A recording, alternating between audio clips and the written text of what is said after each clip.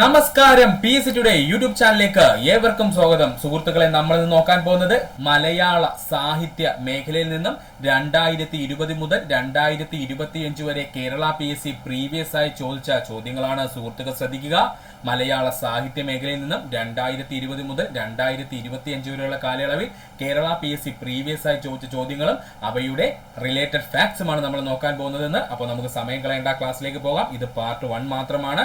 മറ്റു പാർട്ടുകൾ ഉടൻ തന്നെ അപ്ലോഡ് ആകുന്നതാണ്. നമ്മുടെ വീഡിയോ കാണുന്ന എല്ലാ സുഹൃത്തുക്കളും ദയവായി നമ്മുടെ ചാനൽ സബ്സ്ക്രൈബ് ചെയ്യുക. അതിനോടൊപ്പം തന്നെ നിങ്ങളുടെ വിലയേറിയ അഭിപ്രായങ്ങൾ കമന്റ് രൂപത്തിൽ രേഖപ്പെടുത്തുക. അതിനോടൊപ്പം വീഡിയോക്ക് ലൈക്ക് ചെയ്യാനും മറക്കരുത് സുഹൃത്തുക്കളെ. നിങ്ങളുടെ ലൈക്കാണ് ഞങ്ങളുടെ സപ്പോർട്ട്.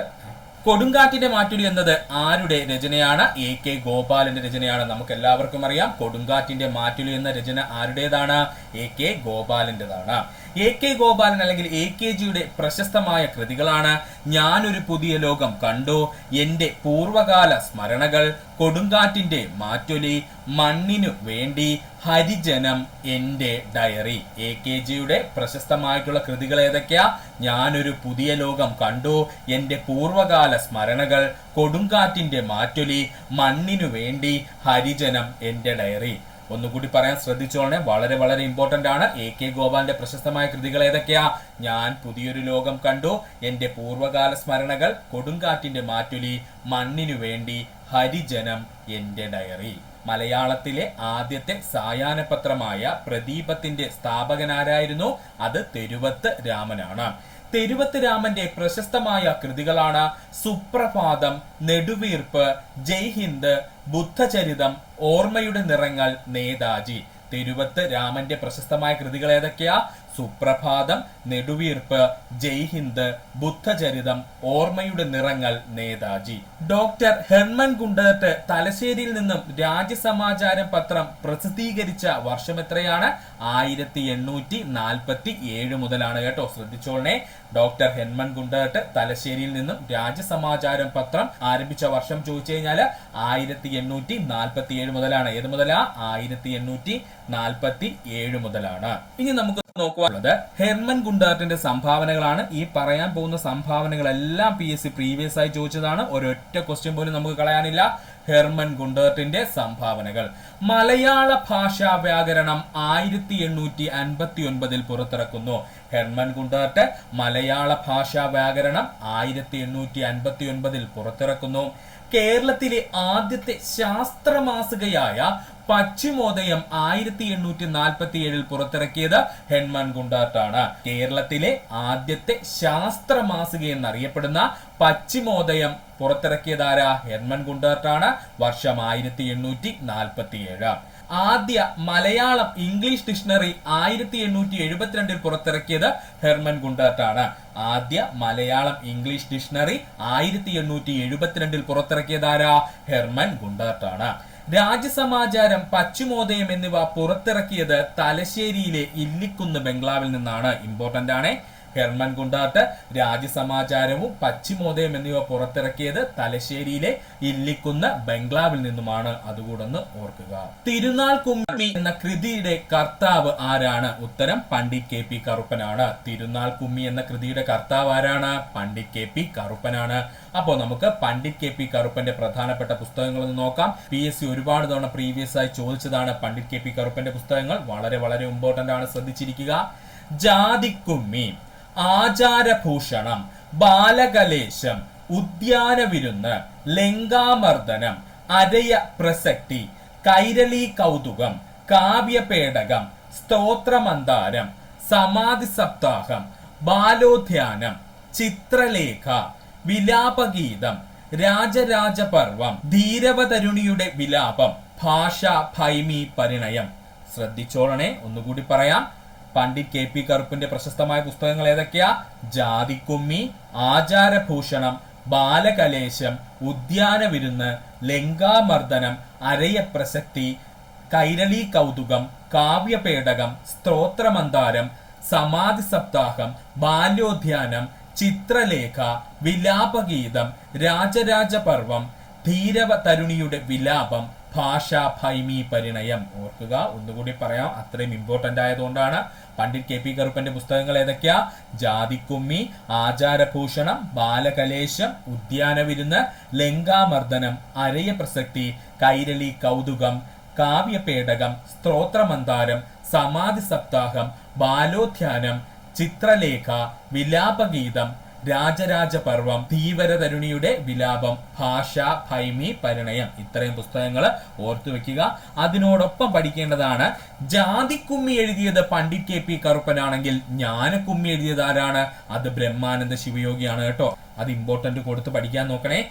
ജാതിക്കുമ്മി എഴുതിയത് പണ്ഡിറ്റ് കെ പി കറുപ്പനാണെങ്കിൽ ജ്ഞാനക്കുമ്മി എഴുതിയത് ആരാണ്? അത് ബ്രഹ്മാനന്ദ ശിവയോഗിയാണ്. മലയാള മനോരമ, ജനയുഗം, കേരള കൗമുദി, വീക്ഷണം എന്നീ പത്രങ്ങളുടെ ആസ്ഥാനം യഥാക്രമം ഏതെന്നാണ് ചോദിച്ചിരിക്കുന്നത്. ഈ ക്വസ്റ്റ്യൻ PSC ക്യാൻസൽ ചെയ്തതാണ്. അതിന് കാരണം എന്തെന്നുള്ളത് നമ്മൾ അങ്ങോട്ട് എക്സ്പ്ലനേഷൻ പറഞ്ഞു വരുമ്പോൾ മനസ്സിലാവും കേട്ടോ. അപ്പൊ നമുക്ക് നോക്കാം. ദീപിക ആദ്യമായി പ്രവർത്തനം ആരംഭിച്ചത് മന്നാനത്താണ്, അതായത് കോട്ടയം ജില്ല. ഇപ്പോഴത്തെ ദീപികയുടെ ഹെഡ്ക്വാർട്ടേഴ്സ് എവിടെയാണ്? അതും കോട്ടയത്ത് തന്നെയാണ് കേട്ടോ. അപ്പോൾ ദീപിക പത്രം ആദ്യം പ്രവർത്തനം ആരംഭിച്ചത് മാന്നാനം, കോട്ടയത്ത് നിന്നാണ്. ഇപ്പോഴത്തെ ദീപികയുടെ ഹെഡ്ക്വാർട്ടേഴ്സ് അല്ലെങ്കിൽ ആസ്ഥാനം ചോദിച്ചാൽ എവിടെയാ? കോട്ടയത്ത് തന്നെയാണ്. മലയാള മനോരമ ആദ്യം പ്രവർത്തനം ആരംഭിച്ചത് കോട്ടയത്ത് നിന്നുമാണ്. ഇപ്പോഴും മലയാള മനോരമയുടെ ആസ്ഥാനം എവിടെയാണ്? കോട്ടയം തന്നെയാണ്. മലയാള മനോരമ ആദ്യം പ്രവർത്തനം ആരംഭിച്ചത് കോട്ടയത്ത് നിന്ന് തന്നെയാണ്. ഇപ്പോഴും അതിന്റെ ആസ്ഥാനം എവിടെയാണ്? കോട്ടയം തന്നെയാണ്.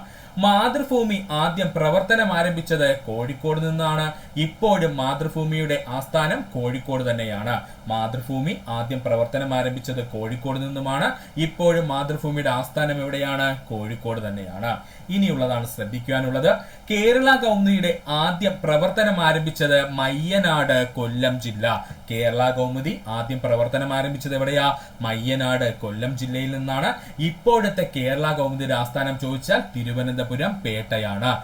കേരള കൗമുദിയുടെ ഇപ്പോഴത്തെ ആസ്ഥാനം എവിടെയാണ്? തിരുവനന്തപുരം, പേട്ടയാണ്. ആദ്യത്തെ ആസ്ഥാനം എവിടെയായിരുന്നു? മയ്യനാട്, കൊല്ലം ജില്ലയായിരുന്നു. ദേശാഭിമാനി ആദ്യം പ്രവർത്തനം ആരംഭിച്ചത് കോഴിക്കോട് ജില്ലയിൽ നിന്നായിരുന്നു. എന്നാൽ ഇപ്പോൾ ദേശാഭിമാനിയുടെ ആസ്ഥാനം ചോദിച്ചാൽ തിരുവനന്തപുരം ജില്ലയാണ്. ദേശാഭിമാനി ആദ്യം പ്രവർത്തനം ആരംഭിച്ചത് കോഴിക്കോട് ജില്ലയിലായിരുന്നു. എന്നാൽ ഇപ്പോൾ ദേശാഭിമാനിയുടെ ആസ്ഥാനം അല്ലെങ്കിൽ ഹെഡ്ക്വാർട്ടേഴ്സ് എവിടെയെന്ന് ചോദിച്ചാൽ തിരുവനന്തപുരമാണ്.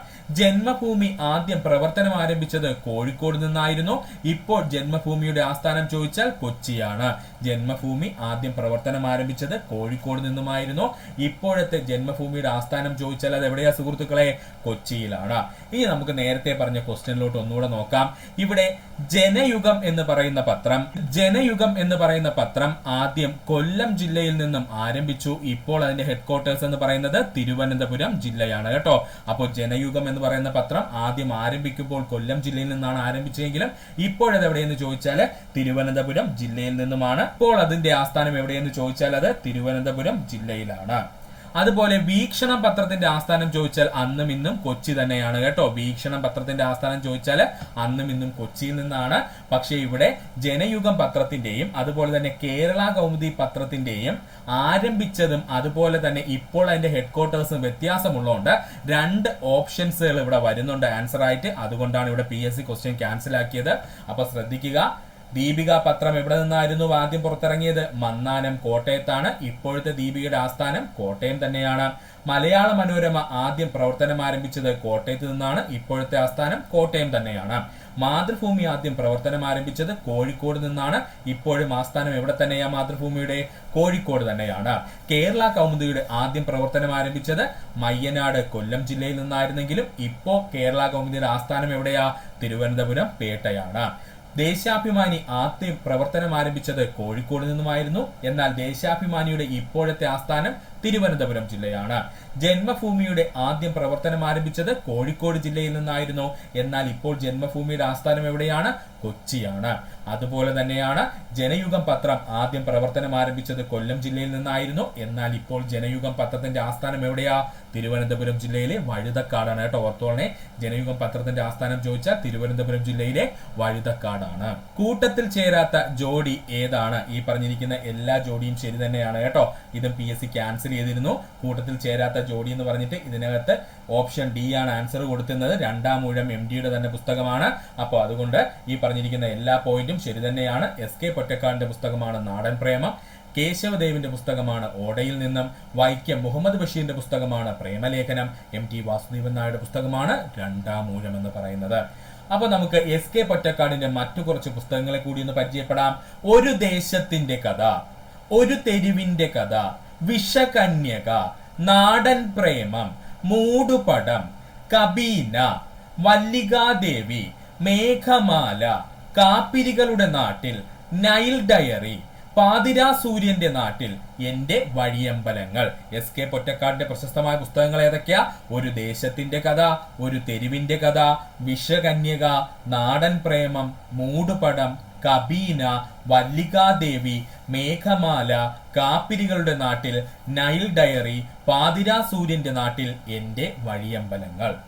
P. കേശവദേവിന്റെ പ്രശസ്തമായ പുസ്തകങ്ങൾ നമുക്കൊന്ന് നോക്കാം. ഓടയിൽ നിന്ന്, അയൽക്കാർ, നദി, ഭ്രാന്താലയം, ഉലക്ക, റൗഡി, കണ്ണാടി, സ്വപ്നം, ഒരു സുന്ദരിയുടെ ആത്മകഥ, വെളിച്ചം കേറുന്നു, എനിക്ക് ജീവിക്കണം, ഞാനിപ്പോൾ കമ്മ്യൂണിസ്റ്റ് ആവും, ഞൊണ്ടിയുടെ കഥ, എതിർപ്പ്, ഒരു മുറി തേങ്ങ. ഓർത്തോളണേ, P. കേശവദേവിന്റെ പ്രശസ്തമായ പുസ്തകങ്ങൾ ഏതൊക്കെയാ? ഓടയിൽ നിന്ന്, അയൽക്കാർ, നദി, ഭ്രാന്താലയം, ഉലക്ക, റൗഡി, കണ്ണാടി, സ്വപ്നം, ഒരു സുന്ദരിയുടെ ആത്മകഥ, വെളിച്ചം കേറുന്നു, എനിക്കും ജീവിക്കണം, ഞാനിപ്പോൾ കമ്മ്യൂണിസ്റ്റ് ആവും, ഞൊണ്ടിയുടെ കഥ, എതിർപ്പ്, ഒരു മുറി തേങ്ങ. വൈക്കം മുഹമ്മദ് ബഷീറിന്റെ പ്രശസ്തമായ പുസ്തകങ്ങൾ നമുക്കൊന്ന് നോക്കാം. പാത്തുമ്മയുടെ ആട്, ബാല്യകാല സഖി, പ്രേമലേഖനം, മതിലുകൾ, എന്റെ ഉപ്പുപ്പാക്കൊരാനയുണ്ടായിരുന്നു, വിശ്വവിഖ്യാതമായ മൂക്ക്, ശബ്ദങ്ങൾ, മുച്ചീട്ടു കളിക്കാരന്റെ മകൾ, ആനവാരിയും പൊൻകുരിശും, സ്ഥലത്തെ പ്രധാന ദിവ്യൻ, മാന്ത്രിക പൂച്ച, മരണത്തിന്റെ നിഴൽ, ജനനദിനം, വിശപ്പ്, ഭൂമിയുടെ അവകാശികൾ, ആനപ്പൂട, ചിരിക്കുന്ന മരപ്പാവ. വൈക്കം മുഹമ്മദ് ബഷീറിന്റെ പ്രശസ്തമായ പുസ്തകങ്ങൾ ഒന്നുകൂടി പറയാൻ ശ്രദ്ധിക്കുക. പാത്തുമ്മയുടെ ആട്, ബാല്യകാല സഖി, പ്രേമ ലേഖനം, മതിലുകൾ, എന്റെ ഉപ്പുപ്പാക്കൊരാനയുണ്ടായിരുന്നു, വിശ്വവിഖ്യാതമായ മൂക്ക്, ശബ്ദങ്ങൾ, മുച്ചീട്ടുകളിക്കാരന്റെ മകൾ, ആനവാരിയും പൊൻകുരിശും, സ്ഥലത്തെ പ്രധാന ദിവ്യൻ, മാന്ത്രിക പൂച്ച, മരണത്തിന്റെ നിഴലിൽ, ജനനദിനം, വിശപ്പ്, ഭൂമിയുടെ അവകാശികൾ, ആനപ്പൂട, ചിരിക്കുന്ന മരപ്പാവ. കേരള ഫോക്ലോർ അക്കാദമി പ്രസിദ്ധീകരിച്ചിരിക്കുന്ന മുഖപത്രത്തിന്റെ പേരെന്താണ്? പൊലി എന്നാണ്. കേരള ഫോക്ലോർ അക്കാദമി പ്രസിദ്ധീകരിച്ചിരിക്കുന്ന മുഖപത്രത്തിന്റെ പേരെന്താണ്?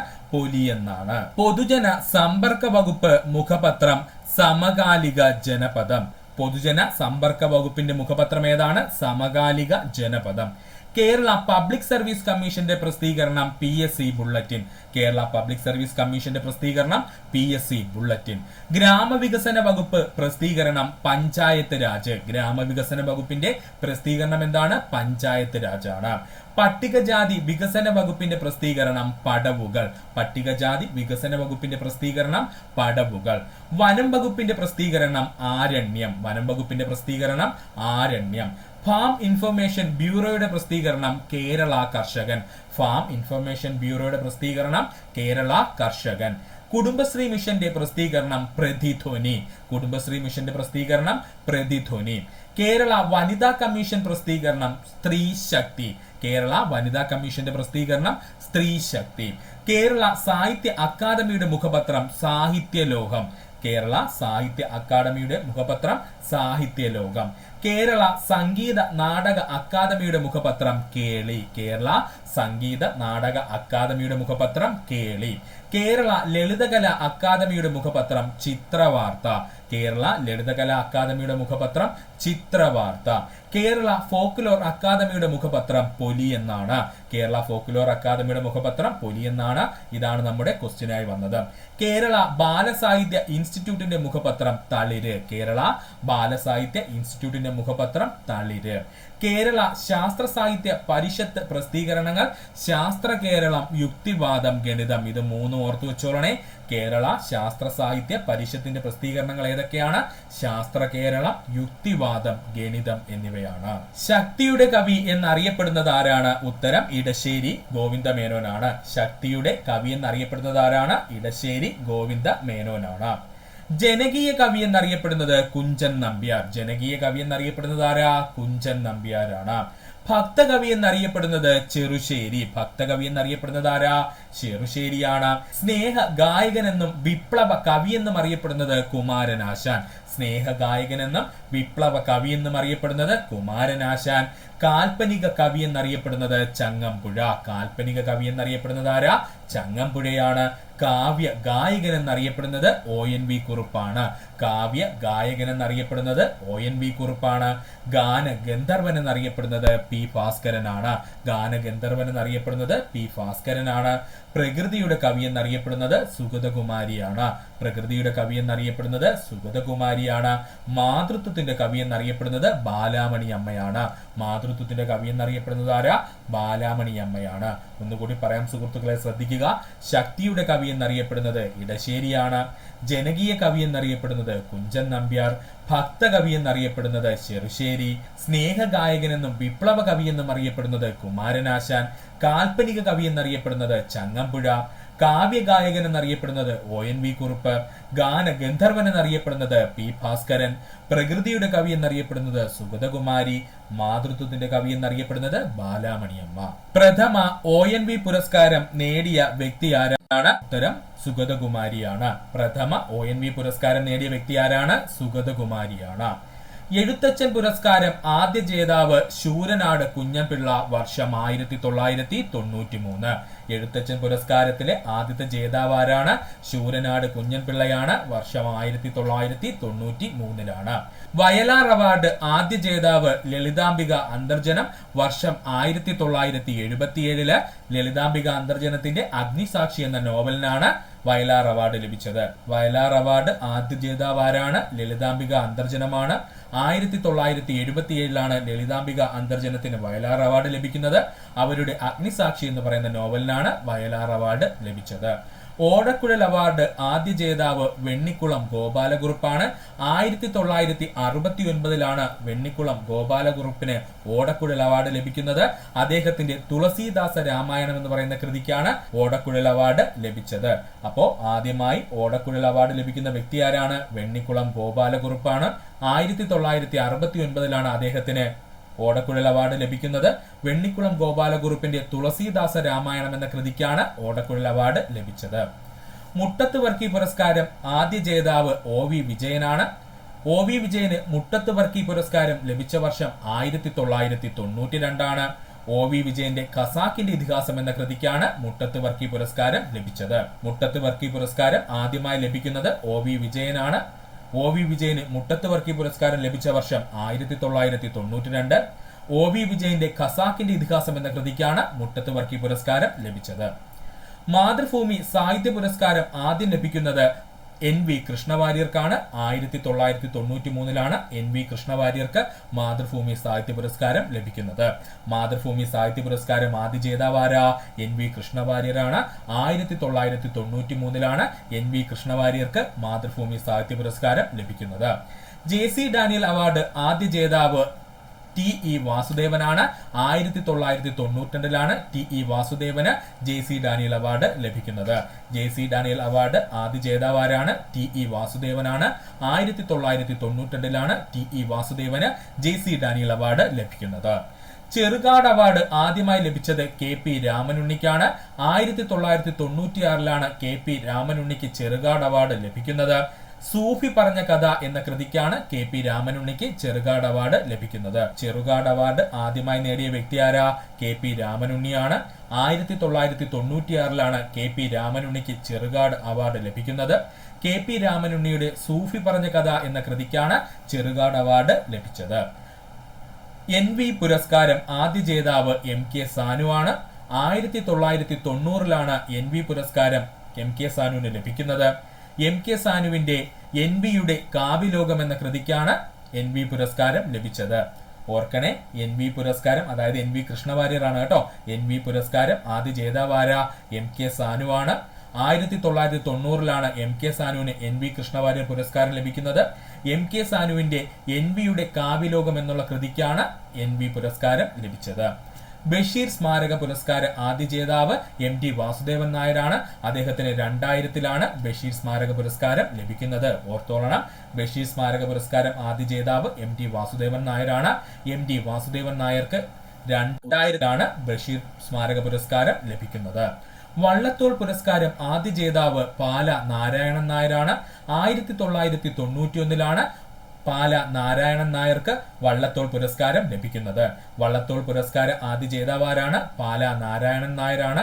1991 പാല നാരായണൻ നായർക്ക് വള്ളത്തോൾ പുരസ്കാരം ലഭിക്കുന്നത്. തിളച്ച മണ്ണിൽ കാൽനടയായി അടുത്തിടെ അന്തരിച്ച ഏത് എഴുത്തുകാരന്റെ ആത്മകഥയാണിത്? ഉത്തരം പുതുശ്ശേരി രാമചന്ദ്രന്റെ ആണ് കേട്ടോ. തിളച്ച മണ്ണിൽ കാൽനടയായി അടുത്തിടെ അന്തരിച്ച ഏത് എഴുത്തുകാരന്റെ ആത്മകഥയാണിത്? പുതുശ്ശേരി രാമചന്ദ്രന്റെ. അപ്പോൾ ഇനി നമുക്ക് PSC സ്ഥിരം ചോദിക്കുന്ന കുറച്ച് ആത്മകഥകളും അത് ആരുടെയൊക്കെയാണെന്ന് നോക്കാം. തകഴി ശിവശങ്കര പിള്ളയുടെ ആത്മകഥയാണ് ഓർമ്മയുടെ തീരങ്ങളിൽ. തകഴി ശിവശങ്കര പിള്ളയുടെ ആത്മകഥയാണ് ഓർമ്മയുടെ തീരങ്ങളിൽ. ലളിതാംബിക അന്തർജനത്തിന്റെ ആത്മകഥയാണ് ആത്മകഥയ്ക്കൊരു ആമുഖം. ലളിതാംബിക അന്തർജനത്തിന്റെ ആത്മകഥയാണ് ആത്മകഥയ്ക്കൊരു ആമുഖം. KP കേശവമേനോന്റെ ആത്മകഥയാണ് കഴിഞ്ഞ കാലം. KP കേശവമേനോന്റെ ആത്മകഥയാണ് കഴിഞ്ഞ കാലം. EMS നമ്പൂതിരിപ്പാടിന്റെ ആത്മകഥയാണ് ആത്മകഥ. EMS നമ്പൂതിരിപ്പാടിന്റെ ആത്മകഥയുടെ പേരെന്താ? ആത്മകഥ എന്ന് തന്നെയാണ്. ജോസഫ് മുണ്ടശ്ശേരിയുടെ ആത്മകഥയാണ് കൊഴിഞ്ഞ ഇലകൾ. ജോസഫ് മുണ്ടശ്ശേരിയുടെ ആത്മകഥയാണ് കൊഴിഞ്ഞ ഇലകൾ. P കുഞ്ഞിരാമൻ നായരുടെ ആത്മകഥയാണ് കവിയുടെ കാൽപ്പാടുകൾ. P കുഞ്ഞിരാമൻ നായരുടെ ആത്മകഥയാണ് കവിയുടെ കാൽപ്പാടുകൾ. വെണ്ണിക്കുളം ഗോപാലക്കുറുപ്പിന്റെ ആത്മകഥയാണ് ആത്മരേഖ. വെണ്ണിക്കുളം ഗോപാലക്കുറുപ്പിന്റെ ആത്മകഥയാണ് ആത്മരേഖ. VT ഭട്ടതിരിപ്പാടിന്റെ ആത്മകഥയാണ് കണ്ണീരും കിനാവും. VT ഭട്ടതിരിപ്പാടിന്റെ ആത്മകഥയാണ് കണ്ണീരും കിനാവും.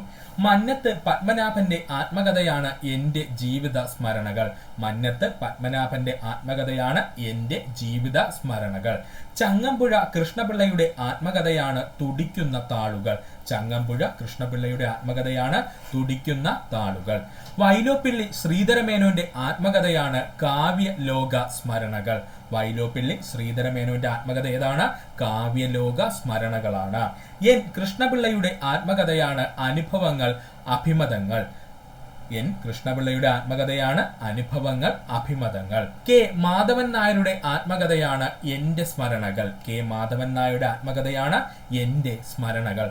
മാധവിക്കുട്ടിയുടെ ആത്മകഥയാണ് എന്റെ കഥ. അതായത് കമലാസുരയായ മാധവിക്കുട്ടിയുടെ ആത്മകഥ ഏതാ? എന്റെ കഥയാണ്. O മാധവന്റെ ആത്മകഥയാണ് നാടക സ്മരണകൾ. O മാധവന്റെ ആത്മകഥയാണ് നാടക സ്മരണകൾ. NN പിള്ളയുടെ ആത്മകഥയാണ് ഞാൻ. NN പിള്ളയുടെ ആത്മകഥയാണ് ഞാൻ. കലാമണ്ഡലം രാമൻകുട്ടി നായരുടെ ആത്മകഥയാണ് തിരനോട്ടം. കലാമണ്ഡലം രാമൻകുട്ടി നായരുടെ ആത്മകഥ എന്താണ്? തിരനോട്ടമാണ്. ഒന്നുകൂടി പറയാം സുഹൃത്തുക്കളെ, ശ്രദ്ധിച്ചിരിക്കുക, വളരെ ഇമ്പോർട്ടന്റ് ആണ്. തകഴി ശിവശങ്കര പിള്ളയുടെ ആത്മകഥയാണ് ഓർമ്മയുടെ തീരങ്ങളിൽ. ലളിതാംബിക അന്തർജനത്തിന്റെ ആത്മകഥയാണ് ആത്മകഥയ്ക്കൊരാമുഖം. KP കേശവമേനോന്റെ ആത്മകഥയാണ് കഴിഞ്ഞ കാലം. EMS നമ്പൂതിരിപ്പാടിന്റെ ആത്മകഥയാണ് ആത്മകഥ. ജോസഫ് മുണ്ടശ്ശേരിയുടെ ആത്മകഥയാണ് കൊഴിഞ്ഞ ഇലകൾ. P കുഞ്ഞിരാമൻ നായരുടെ ആത്മകഥയാണ് കവിയുടെ കാൽപ്പാടുകൾ. വെണ്ണിക്കുളം ഗോപാലകുറുപ്പിന്റെ ആത്മകഥയാണ് ആത്മരേഖ. VT ഭട്ടതിരിപ്പാടിന്റെ ആത്മകഥയാണ് കണ്ണീരും കിനാവും. മന്നത്ത് പത്മനാഭന്റെ ആത്മകഥയാണ് എന്റെ ജീവിത സ്മരണകൾ. ചങ്ങമ്പുഴ കൃഷ്ണപിള്ളയുടെ ആത്മകഥയാണ് തുടിക്കുന്ന താളുകൾ. വൈലോപ്പിള്ളി ശ്രീധരമേനോന്റെ ആത്മകഥയാണ് കാവ്യലോക സ്മരണകൾ. N കൃഷ്ണപിള്ളയുടെ ആത്മകഥയാണ് അനുഭവങ്ങൾ അഭിമതങ്ങൾ. K മാധവൻ നായരുടെ ആത്മകഥയാണ് എന്റെ സ്മരണകൾ. മാധവിക്കുട്ടിയുടെ ആത്മകഥയാണ് എന്റെ കഥ. O മാധവന്റെ ആത്മകഥയാണ് നാടക സ്മരണകൾ. NN പിള്ളയുടെ ആത്മകഥയാണ് ഞാൻ. കലാമണ്ഡലം രാമൻകുട്ടി നായരുടെ ആത്മകഥയാണ് തിരനോട്ടം. സാരഞ്ജിനി പരിണയം എന്ന സംഗീത നാടകത്തിന്റെ കർത്താവ് ആരാണ്? ഉത്തരം ഓപ്ഷൻ ബി അയ്യത്താൻ ഗോപാലനാണ്. സാരഞ്ജിനി പരിണയം എന്ന സംഗീത നാടകത്തിന്റെ കർത്താവ് ആരാണ്? അയ്യത്താൻ ഗോപാലനാണ്. നമുക്ക് അയ്യത്താൻ ഗോപാലന്റെ കുറച്ച് പുസ്തകങ്ങൾ നോക്കാം. രാഗമാലിക, അയ്യത്താൻ ഗോപാലന്റെ ആദ്യത്തെ പുസ്തകമാണ് രാഗമാലിക എന്നറിയപ്പെടുന്നത്. 1894 ഇത് പബ്ലിഷ് ചെയ്യപ്പെട്ടത് കേട്ടോ. അപ്പോ അയ്യത്താൻ ഗോപാലന്റെ ആദ്യത്തെ പുസ്തകം ഏതാ? രാഗമാലികയാണ്. ബ്രഹ്മധർമ്മം, സാരഞ്ജിനി പരിണയം, സുശീല ദുഃഖം, ഗാനമാലിക, ഗ്രഹധർമ്മ ഗീതാമൃതം, കീർത്തന രത്നമാല, ബ്രഹ്മമതം, റാം മോഹൻ റോയ്, മതൈക്യം, മാധവും ഗുരുവും, മാധവൻ. ഇത്രയും പുസ്തകങ്ങൾ ഓർത്തോളണം. അയ്യത്താൻ ഗോപാലന്റെ പുസ്തകങ്ങൾ ഏതൊക്കെയാ? രാഗമാലിക. രാഗമാലികയ്ക്ക് ഒരു പ്രത്യേകതയുണ്ട്. അയ്യത്താൻ ഗോപാലന്റെ ആദ്യത്തെ പുസ്തകമായി കണക്കാക്കുന്നത് രാഗമാലികയാണ്.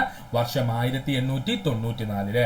അപ്പോ അയ്യത്താൻ ഗോപാലന്റെ ആദ്യത്തെ പുസ്തകമായി കണക്കാക്കുന്നത് രാഗമാലികയാണ്. ഇത് പുറത്തിറങ്ങിയ വർഷം 1894 ബ്രഹ്മധർമ്മം, ബ്രഹ്മധർമ്മം, സാരഞ്ജിനി പരിണയം, സാരഞ്ജിനി പരിണയം, സുശീല ദുഃഖം, സുശീല ദുഃഖം, ഗാനമാലിക, ഗാനമാലിക, ഗ്രഹധർമ്മ ഗീതാമൃതം, ഗ്രഹധർമ്മ ഗീതാമൃതം, കീർത്തന രത്നമാല, കീർത്തന രത്നമാല, ബ്രഹ്മമതം, ബ്രഹ്മമതം, റാം മോഹൻ റോയി, റാം മോഹൻ റോയി, മതൈക്യം, മതൈക്യം, മാധവും ഗുരുവും, മാധവും ഗുരുവും, മാധവൻ, മാധവൻ. ഇത്രയുമാണ് പ്രധാനപ്പെട്ട അയ്യത്താൻ ഗോപാലന്റെ പുസ്തകങ്ങൾ. 1114 കഥ എന്ന കൃതി രചിച്ചത് ആരാണ്? ഉത്തരമാര? അക്കമ്മ ചെറിയാനാണ്. 1114 കഥ എന്ന കൃതി രചിച്ചതാര? അക്കമ്മ ചെറിയാനാണ്. ഇവിടെ അക്കമ്മ ചെറിയാനോടൊപ്പം നമ്മൾ പഠിക്കേണ്ട ഒരു പുസ്തകമുണ്ട്. അന്ന ചാണ്ടിയുടെ ആത്മകഥയുടെ പേരെന്താണ്? ആത്മകഥ എന്ന് തന്നെയാണ്. ഇതും ചോദിച്ചിട്ടുണ്ട് കേട്ടോ. 1114 കഥ പോലെ തന്നെ ചോദിക്കുന്നതാണ്. അന്ന ചാണ്ടിയുടെ ആത്മകഥയുടെ പേരെന്താണ്? ആത്മകഥ എന്ന് തന്നെയാണ്. അതുപോലെ നമുക്ക് പഠിക്കേണ്ട മറ്റൊരു വ്യക്തിത്വമാണ് ലളിതാംബിക അന്തർജനം കേട്ടോ. ലളിതാംബിക അന്തർജനത്തെ കൂടി നമ്മളിവിടെ പഠിച്ചു പോവുകയാണ്. ശ്രദ്ധിക്കാം. ലളിതാംബിക അന്തർജനത്തിന്റെ പുസ്തകങ്ങൾ: പുനർജന്മം, പുനർജന്മം, അഗ്നിസാക്ഷി. അഗ്നിസാക്ഷി പുറത്തിറങ്ങിയ വർഷം 1976. അഗ്നിസാക്ഷിയുടെ ഏറ്റവും വലിയ പ്രത്യേകത എന്താണ്? ലളിതാംബിക അന്തർജനം എഴുതിയ ഏക നോവൽ എന്നറിയപ്പെടുന്നത് ഏതാണ്? അഗ്നിസാക്ഷിയാണ് കേട്ടോ. ഓർത്തോളനെ, അഗ്നിസാക്ഷി എന്ന് പറയുന്ന നോവൽ പുറത്തിറങ്ങിയത് 1976. ലളിതാംബിക അന്തർജനത്തിന്റെ ഏക നോവൽ എന്നറിയപ്പെടുന്നത് ഏതാ? അഗ്നിസാക്ഷിയാണ്. ആത്മകഥയ്ക്കൊരു ആമുഖം, ആത്മകഥയ്ക്കൊരു ആമുഖം. ലളിതാഞ്ജലി. എന്താണ്? ലളിതാഞ്ജലി. തകർന്ന തലമുറ, തകർന്ന തലമുറ. 20 വർഷത്തിനു ശേഷം, 20 വർഷത്തിന് ശേഷം. കൊടുങ്കാറ്റിൽ നിന്നും, കൊടുങ്കാറ്റിൽ നിന്നും. ആദ്യത്തെ കഥകൾ, ആദ്യത്തെ കഥകൾ, ആദ്യത്തെ കഥകൾ. മൂടുപടത്തിൽ, മൂടുപടത്തിൽ. കിളിവാതിലിലൂടെ, കിളിവാതിലിലൂടെ. അഗ്നിപുഷ്പങ്ങൾ, അഗ്നിപുഷ്പങ്ങൾ. കണ്ണീരിന്റെ പുഞ്ചിരി, കണ്ണീരിന്റെ പുഞ്ചിരി. ഇത്രയുമാണ് ലളിതാംബിക അന്തർജനത്തിന്റെ പുസ്തകങ്ങൾ. അതിൽ ഏറ്റവും പ്രധാനപ്പെട്ടത് അഗ്നിസാക്ഷി തന്നെയാണ്. അഗ്നിസാക്ഷി പുറത്തിറങ്ങിയ വർഷം എത്രയാ? 1976. അഗ്നിസാക്ഷിയുടെ പ്രത്യേകത എന്താ? ലളിതാംബിക അന്തർജനം എഴുതിയ ഏക നോവൽ എന്നറിയപ്പെടുന്നത് അഗ്നിസാക്ഷിയാണ്. സർക്കസ് കൂടാരങ്ങളിലെ മനുഷ്യാത്മാക്കളെ അവതരിപ്പിക്കുന്ന MDയുടെ ചെറുകഥ ഏതാണ്? ഉത്തരം വളർത്തുമൃഗങ്ങളാണ് കേട്ടോ. സർക്കസ് കൂടാരങ്ങളിലെ മനുഷ്യാത്മാക്കളെ അവതരിപ്പിക്കുന്ന MDയുടെ ചെറുകഥ ഏതാണ്? വളർത്തുമൃഗങ്ങൾ. ആലപ്പുഴയിലെ കടലോര ഗ്രാമങ്ങളിലെ മത്സ്യത്തൊഴിലാളികളുടെ ജീവിതം തുറന്നു കാട്ടുന്ന തകഴി ശിവശങ്കരപ്പിള്ളയുടെ നോവലാണ് ചെമ്മീന്. ആലപ്പുഴ കടലോര ഗ്രാമങ്ങളിലെ മത്സ്യത്തൊഴിലാളികളുടെ ജീവിതം തുറന്നു കാട്ടുന്ന തകഴി ശിവശങ്കരപ്പിള്ളയുടെ നോവൽ ഏതാ? ചെമ്മീനാണ്. ഗ്രാമീണ കേരളത്തിലെ ഒരു മുസ്ലിം കുടുംബത്തിന്റെ പശ്ചാത്തലത്തിൽ വൈക്കം മുഹമ്മദ് ബഷീർ എഴുതിയ നോവലാണ് ബാല്യകാലസഖി. ഗ്രാമീണ കേരളത്തിലെ ഒരു മുസ്ലിം കുടുംബത്തിന്റെ പശ്ചാത്തലത്തിൽ വൈക്കം മുഹമ്മദ് ബഷീർ എഴുതിയ നോവൽ ഏതാണ്? ബാല്യകാലസഖിയാണ്. പാലക്കാടൻ ഗ്രാമമായ തസ്രാക്ക് അവിടത്തെ മിത്തുകളും ഐതിഹ്യങ്ങളെയും തുറന്നുകാട്ടിയ OV വിജയന്റെ പുസ്തകമായിരുന്നു ഖസാക്കിന്റെ ഇതിഹാസം. പാലക്കാടൻ ഗ്രാമമായ തസ്രാക്കില് അവിടത്തെ മിത്തുകളും ഐതിഹ്യങ്ങളും തുറന്നുകാട്ടിയ OV വിജയന്റെ പുസ്തകം ഏതാ? ഖസാക്കിന്റെ ഇതിഹാസം. നഗരജീവിതത്തിലെ സാധാരണക്കാരുടെ, പ്രത്യേകിച്ച് റിക്ഷ വലിക്കുന്നവരുടെ ദുരിതങ്ങൾ പശ്ചാത്തലമാക്കിയ P. കേശവദേവിന്റെ പുസ്തകമാണ് ഓടയിൽ നിന്നും. നഗരജീവിതത്തിലെ സാധാരണക്കാരുടെ, പ്രത്യേകിച്ച് റിക്ഷ വലിക്കുന്നവരുടെ ദുരിതങ്ങൾ പശ്ചാത്തലമാക്കി P. കേശവദേവിന്റെ പുസ്തകം ഏതാണ്? ഓടയിൽ നിന്നും.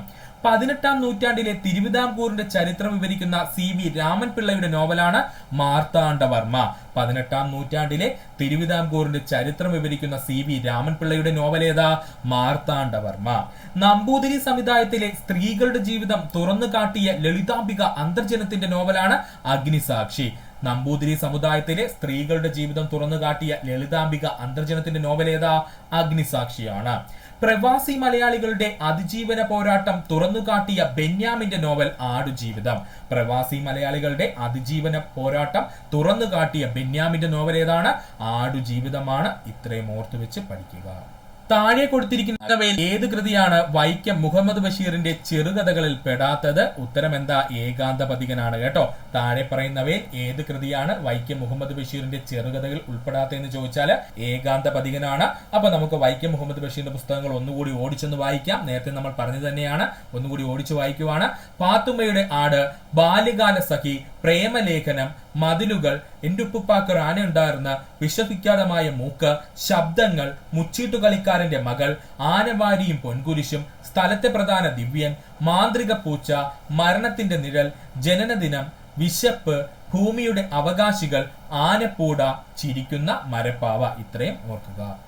മലയാളത്തിലെ ആദ്യത്തെ പ്രശസ്ത നിഘണ്ടുവായ സമസ്ത വിജ്ഞാന ഗ്രന്ഥാവലി എഴുതിയതാരാണ്? ഉത്തരം R. ഈശ്വരപിള്ളയാണ് കേട്ടോ. മലയാളത്തിലെ ആദ്യത്തെ പ്രശസ്ത നിഘണ്ടുവായ സമസ്ത വിജ്ഞാന ഗ്രന്ഥാവലി എഴുതിയതാരാണ്? R. ഈശ്വരപിള്ളയാണ്. മലയാളത്തിൽ ആദ്യമായി അച്ചടിച്ച സമ്പൂർണ്ണ ഗ്രന്ഥമായി കണക്കാക്കപ്പെടുന്നത് സംക്ഷേപ വേദാർത്ഥം. എഴുതിയതാരാണ്? ക്ലെമന്റ് പിയാനിയസ് ആണ്. വർഷം 1772. മലയാളത്തിൽ ആദ്യമായി അച്ചടിച്ച സമ്പൂർണ്ണ ഗ്രന്ഥമായി കണക്കാക്കപ്പെടുന്നത് സംക്ഷേപ വേദാർത്ഥമാണ്. ഇത് എഴുതിയതാരാ? ക്ലെമന്റ് പിയാനിയസ് ആണ്. 1772 ഇദ്ദേഹം അത് എഴുതിയത്. മലയാള ഭാഷയെക്കുറിച്ചുള്ള ആദ്യത്തെ സമ്പൂർണ്ണ വ്യാകരണ ഗ്രന്ഥം എന്നറിയപ്പെടുന്നത് ഗ്രാമാറ്റിക്ക ക്രിസ്ത്യാനിക്കയാണ്. ഇത് എഴുതിയത് അർണോസ് പാതിരിയാണ്. 1778 ഇദ്ദേഹം എഴുതിയത്. മലയാള ഭാഷയെക്കുറിച്ചുള്ള ആദ്യത്തെ സമ്പൂർണ്ണ വ്യാകരണ ഗ്രന്ഥം ഏതാണ്?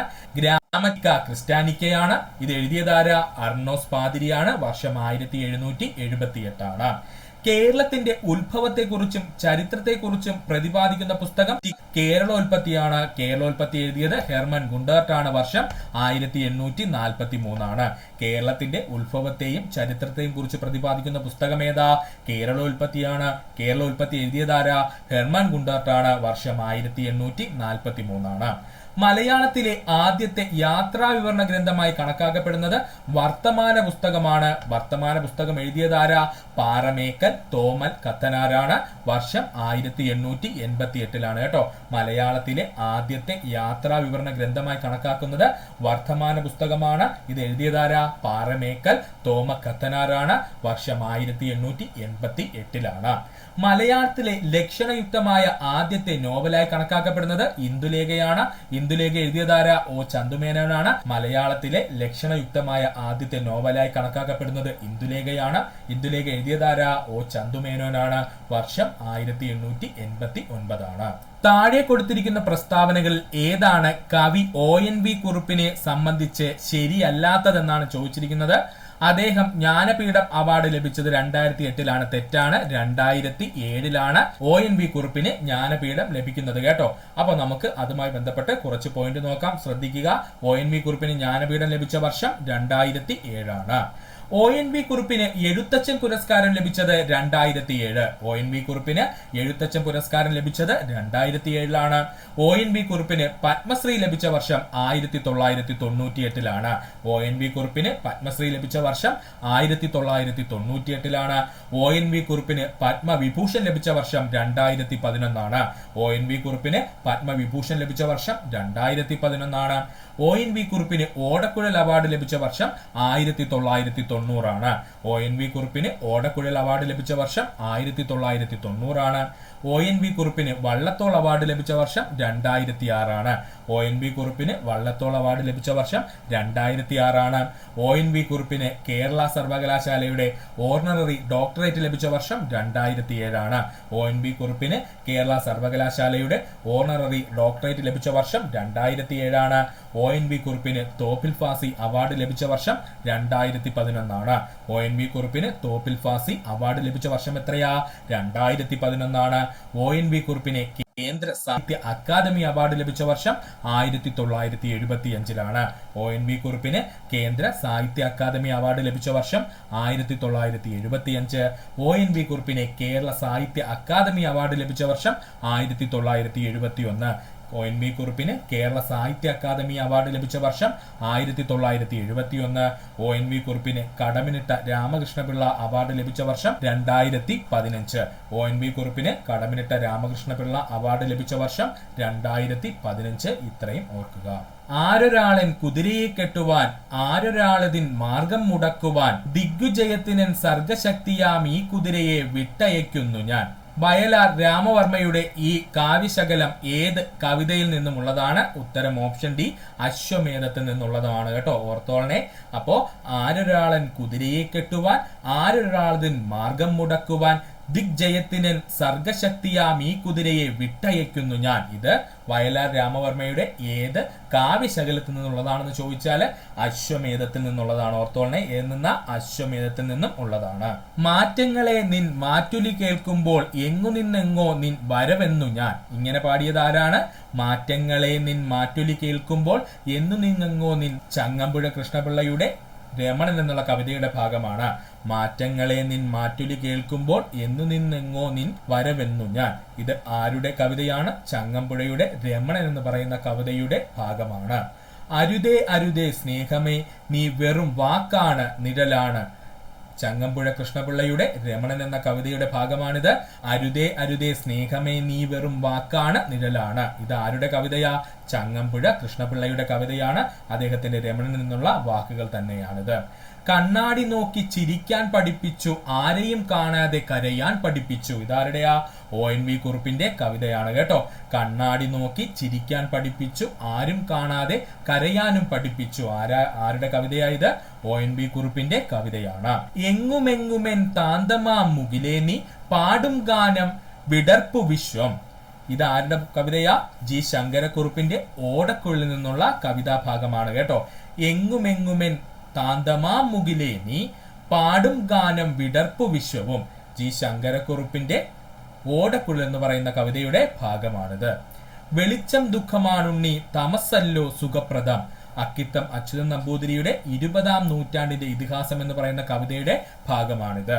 വെളിച്ചം ദുഃഖമാണുണ്ണി തമസല്ലോ സുഖപ്രദം എന്ന് പറഞ്ഞിരിക്കുന്നത് അക്കിത്തം അച്യുതൻ നമ്പൂതിരിയുടെ 20-ാം നൂറ്റാണ്ടിലെ ഇതിഹാസം എന്ന് പറയുന്ന കവിതയുടെ ഭാഗമാണ്.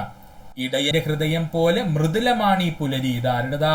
വൈലോപ്പിള്ളി ശ്രീധരമേനോന്റെ കന്നിക്കൊയ്ത്ത് എന്ന് പറഞ്ഞിരിക്കുന്ന കവിതയുടെ ഭാഗമാണ്. മാംഗോസ്റ്റീൻ കായ്ക്കുന്ന നാട്ടിൽ ഞാൻ പോയി ഒരു മാംഗോസ്റ്റീൻ എന്റെ കയ്യിൽ കിട്ടി. BKNന്റെ പ്രശസ്തമായ വാക്കുകളാണിത്. മാംഗോസ്റ്റീൻ കായ്ക്കുന്ന നാട്ടിൽ ഞാൻ പോയി ഒരു മാംഗോസ്റ്റീൻ എന്റെ കയ്യിൽ കിട്ടി. നന്മ നിറഞ്ഞൊരു നാളെ വരൂ നീ തിന്മ മറയ്ക്കാൻ തമസു വരൂ. കവി ONV കുറുപ്പിന്റെ വാക്കുകളാണ്. നന്മ നിറഞ്ഞൊരു നാളെ വരൂ നീ തിന്മ മറയ്ക്കാൻ തമസു വരൂ. ONV കുറുപ്പിന്റെ വാക്കുകളാണിത്. മടങ്ങുവാൻ സമയമായി നാടേ മതിയായി ഞാൻ ഉറങ്ങട്ടെ. കവി ONV കുറുപ്പിന്റെ ഒരു മരത്തിന്റെ വിലാപം എന്ന കവിതയുടെ ഭാഗമാണ് കേട്ടോ. മടങ്ങുവാൻ സമയമായി നാടേ മതിയായി ഞാൻ ഉറങ്ങട്ടെ. കവി ONV കുറുപ്പിന്റെ ഒരു മരത്തിന്റെ വിലാപം എന്ന കവിതാ ശലകത്തിന്റെ ഭാഗമാണ്. കഷ്ടം വെറും കഷ്ടം ആർത്തട്ടഹസിക്കുകയാണ് എന്തകാരം. കുമാരനാശാന്റെ ദുരാവസ്ഥയിൽ നിന്നുള്ള ഭാഗമാണിത്. കഷ്ടം വെറും കഷ്ടം ആർത്തട്ടഹസിക്കുകയാണ് എന്തകാരം. ഇത് ആരുടെ കവിതയാ? കുമാരനാശാന്റെ ദുരാവസ്ഥ എന്ന് പറയുന്ന കവിതയുടെ ഭാഗമാണ്. എല്ലാം സഹിക്കാം ലോകത്തിൻ വൻനഷ്ടം സഹിക്കാൻ പാപത്തിൻ കൈകൾ നീട്ടാൻ. ഇങ്ങനെ പറഞ്ഞത് കുമാരനാശാന്റെ കരുണ എന്ന് പറയുന്ന കവിതയുടെ ഭാഗമാണ്. എല്ലാം സഹിക്കാം ലോകത്തിൻ വൻ കഷ്ടം സഹിക്കാൻ പാപത്തിൻ കൈകൾ നീട്ടാൻ. ഇങ്ങനെ പറഞ്ഞിരിക്കുന്ന കവിത ഏതാണ്? കുമാരനാശാന്റെ കരുണ എന്ന് പറയുന്ന കവിതയുടെ ഭാഗമാണ്. സത്യം എന്നത് നിൻ ചുടു നിശ്വാസമല്ലയോ. G ജി ശങ്കരക്കുറുപ്പിന്റെ മുത്തശ്ശി എന്ന് പറയുന്ന കവിതയിൽ നിന്നുള്ള ഭാഗമാണ്. സത്യം എന്നത് നിൻ ചുടു നിശ്വാസമല്ലയോ എന്ന് പറയുന്നത് ജി ശങ്കരക്കുറുപ്പിന്റെ മുത്തശ്ശി എന്ന കവിതയുടെ ഭാഗമാണ്. ഇതൊക്കെ PSC പ്രീവിയസ് ആയി ചോദിച്ചിട്ടുള്ളതുമാണ്. കേരള സാഹിത്യ അക്കാദമി അവാർഡ് നേടിയ തൃക്കോട്ടൂർ പെരുമ ആരുടെ കൃതിയാണ്? ഉത്തരം UA ഖാദറിന്റെയാണ് കേട്ടോ. കേരള സാഹിത്യ അക്കാദമി അവാർഡ് നേടിയ തൃക്കോട്ടൂർ പെരുമ ആരുടെ കൃതിയാണ്? UA ഖാദറിന്റെ കൃതിയാണ്. UA ഖാദറിന്റെ പ്രധാന പുസ്തകങ്ങൾ നമുക്കൊന്ന് നോക്കാം, ശ്രദ്ധിക്കുക. UA ഖാദറിന്റെ പ്രധാന പുസ്തകങ്ങൾ: തൃക്കോട്ടൂർ പെരുമ, അഘോര ശിവം, ഒരു യാത്രാമൊഴി, കള്ളിമുള്ള്, ആഗ്നേയരാഗം, വടക്കൻ മൊഴി, ശത്രു, ഒരു മാന്ത്രികന്റെ രാത്രി, കരയുന്നൊരു പെൺകുട്ടി, കൂട്ടുകാർ, ഓർമ്മയുടെ പളുങ്ക് കൊട്ടാരം, നീല മരുഭൂമിയിലൂടെ, ഇരുളും വെളിച്ചവും. ഒന്നുകൂടി പറയാം, UA ഖാദറിന്റെ പ്രശസ്തമായ പുസ്തകങ്ങൾ ഏതൊക്കെയാ? തൃക്കോട്ടൂർ പെരുമ, അഘോര ശിവം, ഒരു യാത്രാമൊഴി, കള്ളിമുള്ള്, ആഗ്നേയരാഗം, വടക്കൻ മൊഴികൾ, ശത്രു, ഒരു മാന്ത്രികന്റെ രാത്രി, കരയുന്നൊരു പെൺകുട്ടി, കൂട്ടുകാർ, ഓർമ്മകളുടെ പളുങ്ക് കൊട്ടാരം, നീല മരുഭൂമിയിലൂടെ, ഇരുളും വെളിച്ചവും. ഉറൂബ് എന്ന തൂലികാ നാമത്തിൽ പ്രസിദ്ധനായ എഴുത്തുകാരൻ ആരാണ്? നമുക്ക് എല്ലാവർക്കും അറിയാം, PC കുട്ടിക്കൃഷ്ണനാണ്. ഉറൂബ് എന്ന തൂലികാ നാമത്തിൽ പ്രസിദ്ധനായ എഴുത്തുകാരൻ ആരാണ്? PC കുട്ടിക്കൃഷ്ണനാണ്. അപ്പോൾ നമുക്ക് കേരളത്തിലെ പ്രശസ്തരായിട്ടുള്ള എഴുത്തുകാരും അവരുടെ തൂലികാ നാമവും ഒന്ന് നോക്കാം. ശ്രീ എന്ന തൂലികാ നാമത്തിൽ അറിയപ്പെടുന്നത് വൈലോപ്പിള്ളി ശ്രീധരമേനോനാണ്. ശ്രീ എന്ന തൂലികാ നാമത്തിൽ അറിയപ്പെടുന്നത് ആരാ? വൈലോപ്പിള്ളി ശ്രീധരമേനോനാണ്. ശ്രീകുമാർ എന്ന തൂലികാ നാമത്തിൽ അറിയപ്പെടുന്നത് സുഗതകുമാരിയാണ്. ഓർത്തോളനെ, ആദ്യകാലങ്ങളിൽ ശ്രീകുമാർ എന്ന പേരിൽ എഴുതി തുടങ്ങിയ വ്യക്തിത്വമാരാണ്? സുഗതകുമാരിയാണ്. ബാറ്റൻ ബോസ് എന്ന പേരിൽ അറിയപ്പെടുന്നത് M ചാക്കോയാണ്. ബാറ്റൻ ബോസ് എന്ന പേരിൽ തൂലികാ നാമമുള്ള വ്യക്തി ആരാണ്? KM ചാക്കോയാണ്. കപിലൻ എന്ന തൂലികാ നാമം K പത്മനാഭൻ നായരാണ്. കപിലൻ എന്ന തൂലികാ നാമം ആരുടേതാ? K പത്മനാഭന്റെയാണ്. Artist Namboothiri KM Vasudevan Namboothiri. Artist Namboothiri എന്നറിയപ്പെടുന്നത് KM വാസുദേവൻ നമ്പൂതിരി. കോഴിക്കോടൻ എന്ന പേരിൽ അറിയപ്പെടുന്നത് K അപ്പുക്കുട്ടൻ നായരാണ്. കോഴിക്കോടൻ എന്ന തൂലികാ നാമമുള്ളത് ആർക്കാണ്? K അപ്പുക്കുട്ടൻ നായർക്കാണ്. ആശാമേനോൻ എന്ന പേരിൽ തൂലികാ നാമമുള്ളത് K ശ്രീകുമാർ ആണ്. ആശാമേനോൻ എന്ന തൂലികാ നാമമുള്ളത് K ശ്രീകുമാർ ആണ്. വിലാസിനി എന്ന തൂലികാ നാമത്തിൽ എഴുതിയിരുന്നത് MK മേനോൻ ആണ്. വിലാസിനി എന്ന തൂലികാ നാമത്തിൽ എഴുതിയിരുന്നത് MK മേനോൻ ആണ്. ഒളപ്പമണ്ണ എന്ന തൂലികാ നാമത്തിൽ എഴുതിയിരുന്നത് സുബ്രഹ്മണ്യം തിരുമുമ്പാണ്. ഒളപ്പമണ്ണ എന്ന തൂലികാ നാമത്തിൽ എഴുതിയിരുന്നത് സുബ്രഹ്മണ്യൻ തിരുമുമ്പാണ്. വീരൻ എന്ന തൂലികാ നാമത്തിൽ എഴുതിയിരുന്നത് PK രാഘവൻ നായരാണ്. വീരൻ എന്ന തൂലികാ നാമത്തിൽ എഴുതിയിരുന്നത് PK രാഘവൻ നായരാണ്. സുമംഗല എന്ന തൂലികാ നാമത്തിൽ അറിയപ്പെടുന്നത് ലീല നമ്പൂതിരിപ്പാട്. സഞ്ജയൻ എന്ന തൂലികാ നാമത്തിൽ അറിയപ്പെടുന്നത് M രാമനുണ്ണി നായർ. സഞ്ജയൻ എന്ന തൂലികാ നാമത്തിൽ അറിയപ്പെടുന്നത് M രാമനുണ്ണി നായർ. ചെറുകാട് എന്ന തൂലികാ നാമത്തിൽ അറിയപ്പെടുന്നത് C ഗോവിന്ദ പിഷാരടി. ചെറുകാട് എന്ന തൂലികാ നാമത്തിൽ അറിയപ്പെടുന്നത് C ഗോവിന്ദ പിഷാരടി. തുളസീവനം എന്ന തൂലികാ നാമത്തിൽ അറിയപ്പെടുന്നത് R രാമചന്ദ്രൻ നായർ. തുളസീവനം എന്ന തൂലികാ നാമത്തിൽ അറിയപ്പെടുന്നത് R രാമചന്ദ്രൻ നായർ. നന്ദനാർ എന്ന തൂലികാ നാമത്തിൽ അറിയപ്പെട്ടിരുന്നത് PC ഗോപാലൻ. നന്ദനാർ എന്ന തൂലികാ നാമത്തിൽ അറിയപ്പെട്ടിരുന്നത് PC ഗോപാലൻ. മാലി എന്ന തൂലികാ നാമത്തിൽ അറിയപ്പെടുന്നത് മാധവൻ നായർ. മാലി എന്ന തൂലികാ നാമത്തിൽ അറിയപ്പെടുന്നത് മാധവൻ നായർ. പ്രഭ എന്ന തൂലികാ നാമത്തിൽ അറിയപ്പെടുന്നത് വൈക്കം മുഹമ്മദ് ബഷീർ ആയിരുന്നു കേട്ടോ. പ്രഭ എന്ന തൂലികാ നാമത്തിൽ എഴുതിക്കൊണ്ടിരുന്ന വ്യക്തി ആരായിരുന്നു? വൈക്കം മുഹമ്മദ് ബഷീർ ആയിരുന്നു. ഓം ചേരി എന്ന തൂലികാ നാമത്തിൽ എഴുതിക്കൊണ്ടിരുന്നത് N നാരായണ പിള്ളയായിരുന്നു. ഓം ചേരി എന്ന തൂലികാ നാമം N നാരായണ പിള്ളയുടേത്. ഓം ചേരി എന്ന തൂലികാ നാമം N നാരായണ പിള്ളയുടേത്. കണ്ടപ്പൻ എന്ന തൂലികാ നാമം കാരൂർ നീലകണ്ഠ പിള്ളയുടേത്. കണ്ടപ്പൻ എന്ന തൂലികാ നാമം കാരൂർ നീലകണ്ഠ പിള്ളയുടേത്. ഒരു ദേശത്തിന്റെ കഥ എന്ന ജ്ഞാനപീഠ പുരസ്കാരാർഹമായ കൃതിയുടെ രചയിതാവാരാണ്? SK പൊറ്റക്കാടാണ്. നമുക്ക് എല്ലാവർക്കും അറിയാം, ഒരു ദേശത്തിന്റെ കഥ എന്ന ജ്ഞാനപീഠ പുരസ്കാരത്തിന് അർഹമായ കൃതിയുടെ രചയിതാവാരാണ്? SK പൊറ്റക്കാടാണ്. 1965 G ശങ്കരക്കുറുപ്പിന് മലയാളത്തിൽ ആദ്യമായി ജ്ഞാനപീഠം ലഭിക്കുന്നു. അദ്ദേഹത്തിന് ജ്ഞാനപീഠം നേടിക്കൊടുത്ത കൃതി ഏതാ? ഓടക്കുഴൽ എന്ന കവിതാ സമാഹാരമാണ്. ഇത്രയും ഓർത്തോളനെ. 1965 G ശങ്കരക്കുറുപ്പിന് മലയാളത്തിൽ ആദ്യമായി ജ്ഞാനപീഠം ലഭിക്കുന്നു. അദ്ദേഹത്തിന് ജ്ഞാനപീഠം നേടിക്കൊടുത്ത കവിതാ സമാഹാരം ഏതായിരുന്നു? ഓടക്കുഴലായിരുന്നു. 1980 SK പൊറ്റക്കാടിന് ഒരു ദേശത്തിന്റെ കഥ എന്ന നോവലിന് ജ്ഞാനപീഠ പുരസ്കാരം ലഭിക്കുന്നു. 1980 SK പൊറ്റക്കാടിന് ഒരു ദേശത്തിന്റെ കഥ എന്ന നോവലിന് ജ്ഞാനപീഠ പുരസ്കാരം ലഭിക്കുന്നു. 1984 തകഴി ശിവശങ്കര പിള്ളയ്ക്ക് കയർ എന്ന നോവലിന് ജ്ഞാനപീഠം ലഭിക്കുന്നു. 1984 തകഴി ശിവശങ്കര പിള്ളയ്ക്ക് കയർ എന്ന നോവലിന് ജ്ഞാനപീഠ പുരസ്കാരം ലഭിക്കുന്നു. 1995 MD വാസുദേവൻ നായർക്ക് മലയാള സാഹിത്യത്തിലെ സമഗ്ര സംഭാവനയ്ക്ക് ജ്ഞാനപീഠ പുരസ്കാരം ലഭിക്കുന്നു. MD വാസുദേവൻ നായർക്ക് 1995 മലയാളത്തിലെ സമഗ്ര സംഭാവനയ്ക്ക് എന്ത് ലഭിക്കുന്നു? ജ്ഞാനപീഠ പുരസ്കാരം ലഭിക്കുന്നു. 2007 ONV കുറുപ്പിന് മലയാള സാഹിത്യത്തിലെ സമഗ്ര സംഭാവനയ്ക്ക് ജ്ഞാനപീഠ പുരസ്കാരം ലഭിക്കുന്നു. ONV കുറുപ്പിന് 2007 മലയാള സാഹിത്യത്തിന് നൽകിയ സമഗ്ര സംഭാവനകൾക്ക് ജ്ഞാനപീഠ പുരസ്കാരം ലഭിക്കുന്നു. 2019 അക്കിത്തം അച്യുതൻ നമ്പൂതിരിക്ക് മലയാള കവിതയ്ക്ക് നൽകിയ സമഗ്ര സംഭാവനയ്ക്ക് ജ്ഞാനപീഠ പുരസ്കാരം ലഭിക്കുന്നു. 2019 അക്കിത്തം അച്യുതൻ നമ്പൂതിരിക്ക് മലയാള കവിതയ്ക്ക് നൽകിയ സമഗ്ര സംഭാവനകളെ പരിഗണിച്ച് ജ്ഞാനപീഠ പുരസ്കാരം ലഭിക്കുകയും ചെയ്തു. ഓർക്കുക. 1.25 കോടി മലയാളികൾ എന്ന ഗ്രന്ഥം രചിച്ചതാരാണ്? EMS നമ്പൂതിരിപ്പാടാണ് അല്ലെ. 1.25 കോടി മലയാളികൾ എന്ന ഗ്രന്ഥം രചിച്ചതാരാ? EMS നമ്പൂതിരിപ്പാടാണ്.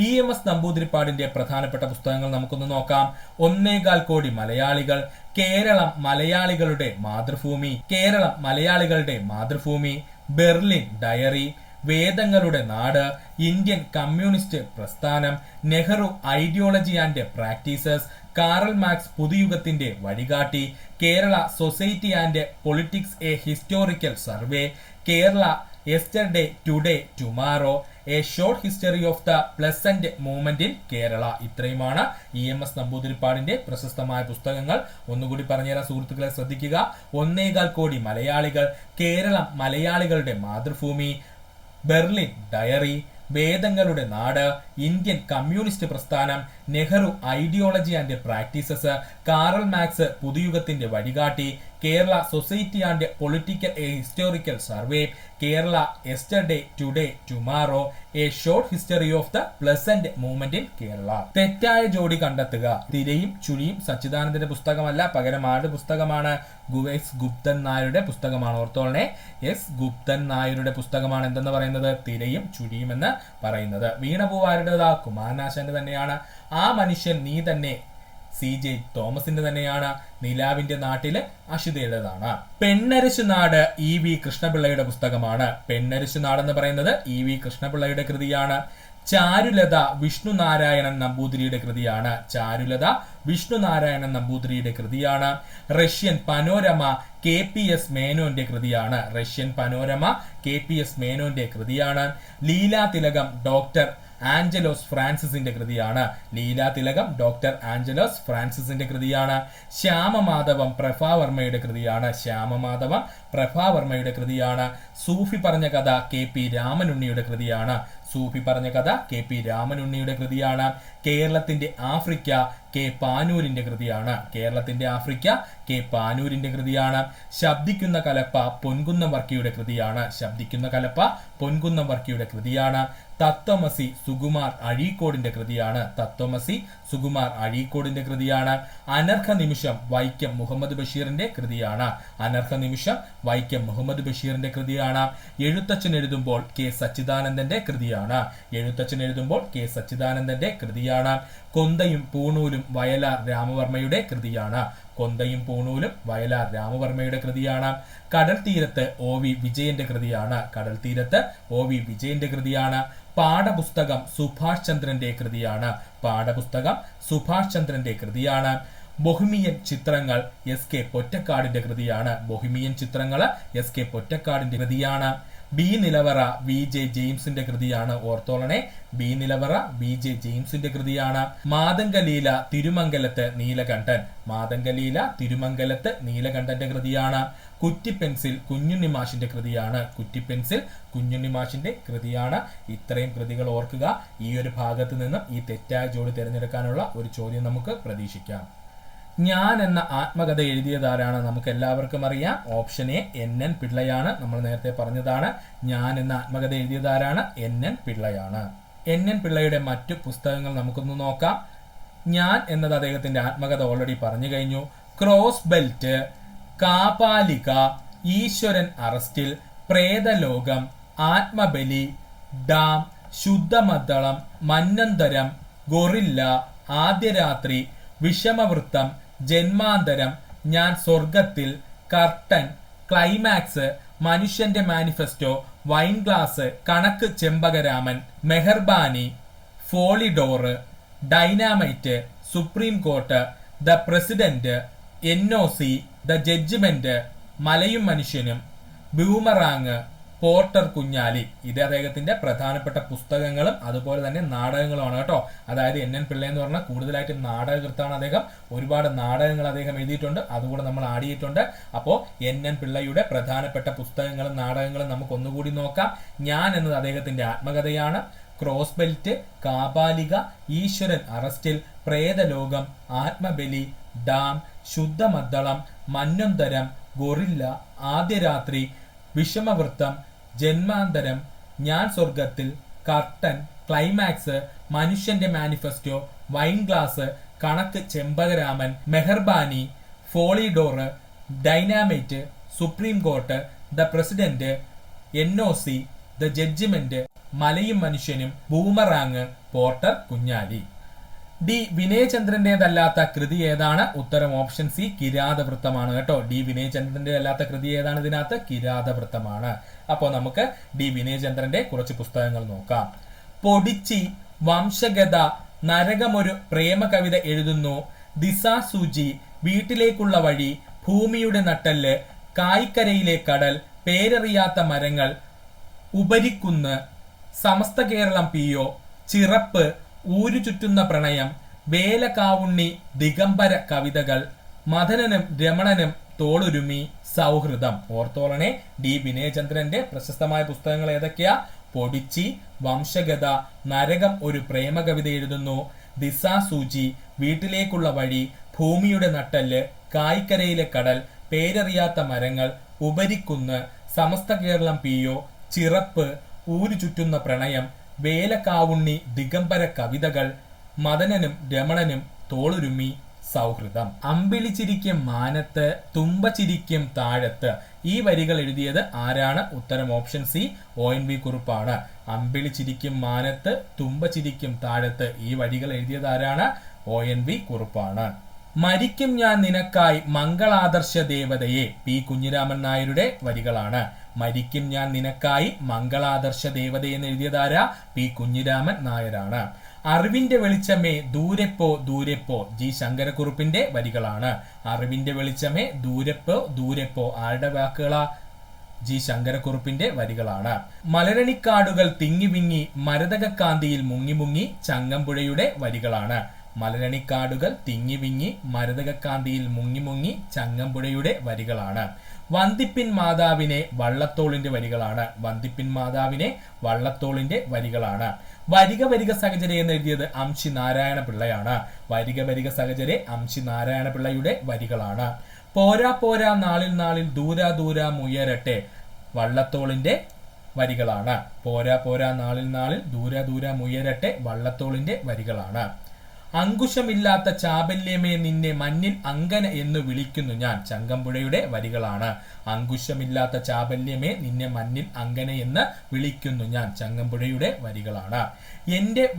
എന്റെ വഴിയിലെ വെയിലിനും നന്ദി, എന്റെ ചുമലിലെ ചുമടിനും നന്ദി, സുഗതകുമാരിയുടെ വരികളാണ്. ഇത് ഇമ്പോർട്ടന്റ് ആണ് കേട്ടോ. എന്റെ വഴിയിലെ വെയിലിനും നന്ദി, എന്റെ ചുമലിലെ ചുമടിനും നന്ദി, സുഗതകുമാരിയുടെ വരികളാണ്. കപടലോകത്തിലെ ആത്മാർത്ഥമായൊരു ഹൃദയമുണ്ടായതാണ് പരാജയം, ചങ്ങമ്പുഴയുടെ വാക്കുകളാണ് കേട്ടോ. കപടലോകത്തിൽ ആത്മാർത്ഥമായൊരു ഹൃദയമുണ്ടായതാണ് പരാജയം. ഇത് ആരുടേതാ?